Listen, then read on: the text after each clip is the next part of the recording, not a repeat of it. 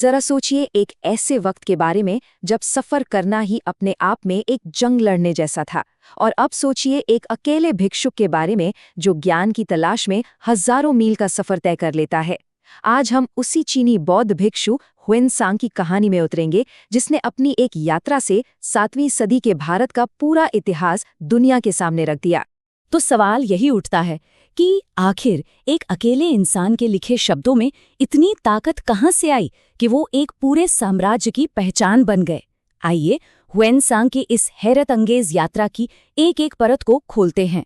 तो हमारी कहानी के हीरो हैं हुएनसांग, 7वीं सदी के एक चीनी बौद्ध भिक्षु, जिनके लिए सबसे बड़ा जुनून था बौद्ध धर्म की जड़ों तक पहुंचना। और इसके लिए वो सब कुछ करने को तैयार थे ताकि वो भारत आ सकें, यहाँ से पवित्र ग्रंथ इकट्ठा करें और ज्ञान की उस रोशनी को वापस चीन ले जा सकें। पर सुनिए, ये कोई आसान तीर्थ यात्रा नहीं थी। ये एक बहुत ही खतरनाक मिशन था। हुएनसांग ने अपने ही राजा के हुक्म के खिलाफ जाकर छिपते छिपाते चीन छोड़ा। उनका रास्ता मुश्किलों से भरा था, मध्य एशिया के जलते रेगिस्तान और बर्फीले पहाड़। लेकिन हर चुनौती को पार करके वो आखिरकार अपनी मंजिल बुद्ध की धरती भारत पहुंच ही गए।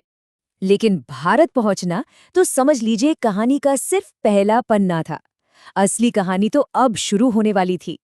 यहाँ उनकी किस्मत उन्हें एक ऐसे इंसान से मिलाने वाली थी जो न सिर्फ उस दौर का सबसे ताकतवर सम्राट था, बल्कि जो हुएनसांग के इस मिशन को हमेशा के लिए बदलने वाला था। सोचिए, दो बिल्कुल अलग दुनियाएं टकरा रही थीं। एक तरफ एक साधारण सा भिक्षु हुएनसांग, जिसके पास ज्ञान की प्यास के सिवा कुछ नहीं था, और दूसरी तरफ सम्राट हर्षवर्धन, जिसकी सल्तनत बहुत बड़ी थी और ताकत बेहिसाब। एक ज्ञान की तलाश में था और दूसरा उसका सबसे बड़ा मददगार बनने वाला था। और कमाल देखिए, इन दोनों के बीच एक गजब का रिश्ता पनपा। सम्राट हर्ष ने हुएनसांग के ज्ञान की लगन को पहचाना और उन्हें अपना शाही मेहमान बना लिया। हुएनसांग ने अपनी आंखों से हर्ष की दरियादिली देखी, कैसे वो कन्नौज और प्रयाग में बड़ी बड़ी सभाएं करवाते थे, जहां बौद्ध, हिंदू, जैन हर धर्म के विद्वानों को बराबर सम्मान मिलता था। तो शाही मेहमान नवाजी से आगे बढ़कर अब उस जगह चलते हैं जो हुएनसांग की यात्रा का असली मकसद था। एक ऐसी जगह जो सिर्फ एक यूनिवर्सिटी नहीं थी, बल्कि ज्ञान का जीता जागता समंदर थी, महान नालंदा। जरा इस आंकड़े पर गौर कीजिए, 10,000। जी हाँ, हुएनसांग के मुताबिक करीब करीब 10,000 छात्र उस समय नालंदा में पढ़ रहे थे। ये सिर्फ भारत का ही नहीं, बल्कि उस वक्त दुनिया का सबसे बड़ा और सबसे मशहूर शिक्षण संस्थान था। पता है नालंदा में सबसे कमाल की बात क्या थी? ये कि वहाँ ज्ञान की कोई कीमत नहीं थी। मतलब पढ़ाई एकदम मुफ्त थी। राजाओं और अमीर सेठों के दान से चलने वाली इस यूनिवर्सिटी में सबसे ज्यादा जोर तर्क और खुली बहस पर दिया जाता था। हुएनसांग खुद वहाँ एक छात्र बनकर रहे और वहाँ के ज्ञानी गुरुओं का लोहा मान। और इसीलिए हुएनसांग ने जो कुछ भी लिखा वो आज हमारे लिए किसी खजाने से कम नहीं है।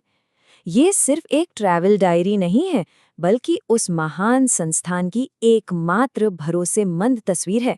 उनके लिखे बिना नालंदा का इतिहास शायद हमेशा के लिए गुम हो जाता। पर हुएनसांग की नज़र सिर्फ किताबों और मठों तक ही सीमित नहीं थी। वो एक खोजी थे।